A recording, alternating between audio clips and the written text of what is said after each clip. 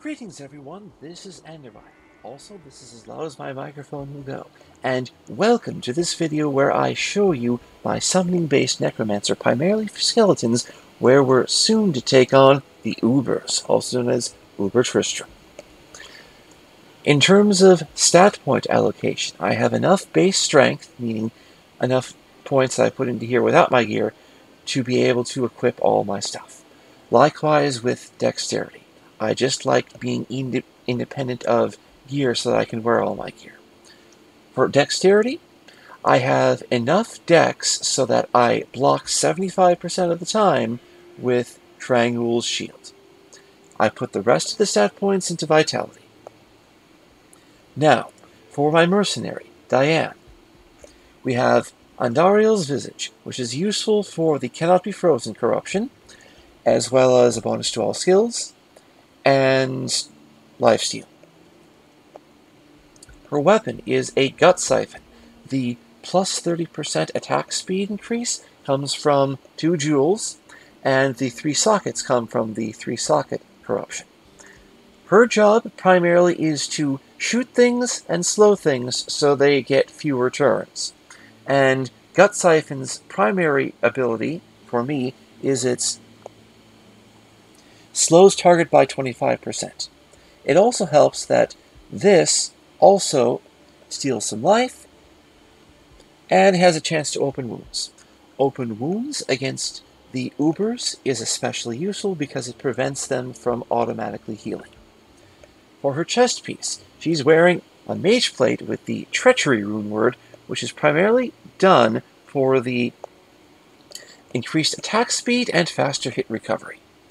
On her on her feet and legs, she has the Gore Rider boots for faster movement speed, a 15% chance of crushing blow, which does a percentage of the target's maximum HP.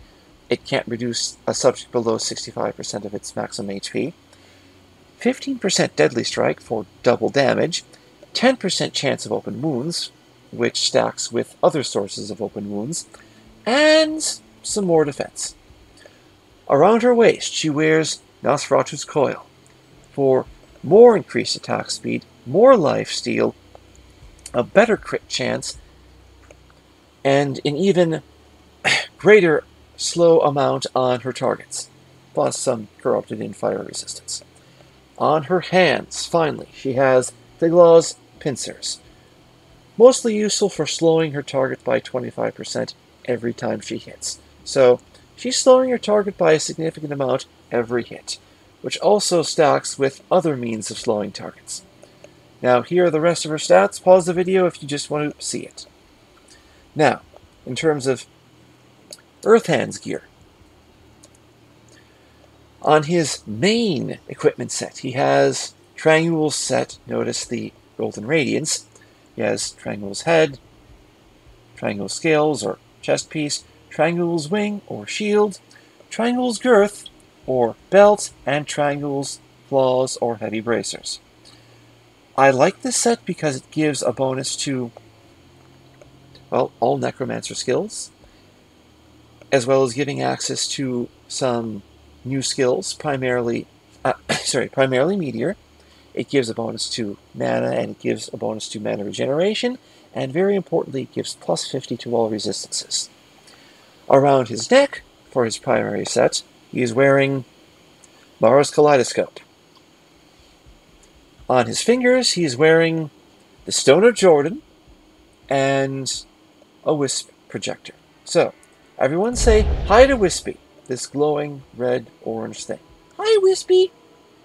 In terms of charms, he has a Hellfire Torch for Necromancer skills, a plus 35 HP large charm, and some other charms which you can pause the video if you really want to see. Most of the gear I got on him, was a combination of trades and donations over the past 2.5 months of Season 2, which is the current season. In terms of his charms, primarily he has plus 11 to all summoning skills, and plus 2 to all Necromancer skills. the +2 to all skills does not stack with the +11 to all summoning skills. In terms of his builds for his skill points, curse-wise, he has 1 hard point into amplify damage, 1 hard point into life tap, which is useful for ensuring that all minions get lifesteal against the Ubers, 1 point into weaken, 1 point into decrepify, and a bunch of points into lower resist, so that he has negative 40% to all enemy resistances. And very importantly, he has maximum curse mastery. Why? So that he can have 3 curses active simultaneously on targets, as well as a bonus to all curses. In terms of poison and bone spells, he has just enough to get Desecrate, which is useful so very much to just generate corpses for animation. Also in maps, if he's playing with an assassin focused on Death Sentry, the two of us can clear these maps quite quickly. And it's not just maps, it's the game in general, but primarily maps at this level.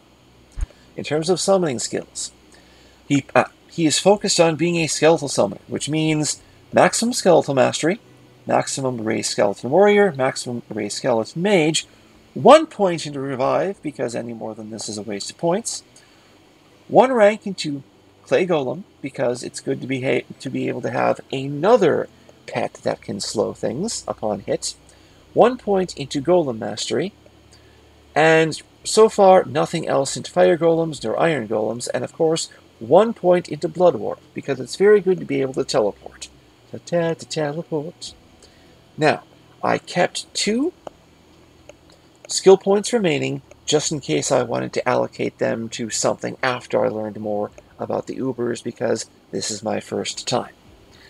Take note of these numbers for the skeleton-related skills, because with his snapshot gear, also known as his animation bonus gear, he gets higher numbers. Watch. He goes from level 44 stuff to higher.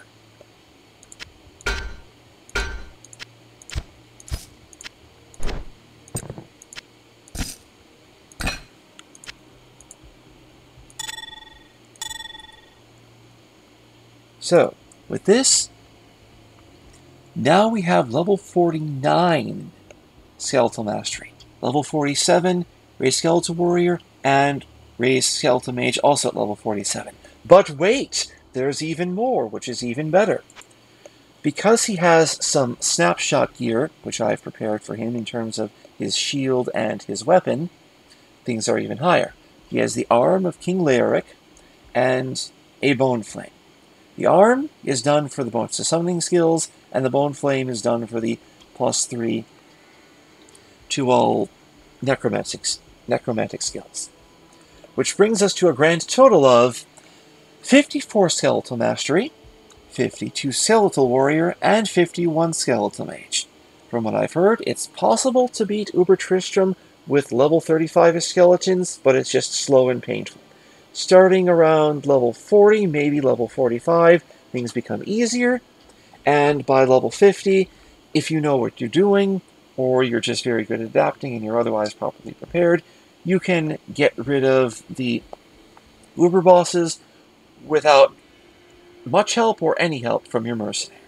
So, join us on a future video when we actually go to the pre-Ubers, the Matron's Den, the Forgotten Sands, and whatever the last one is, and enjoy.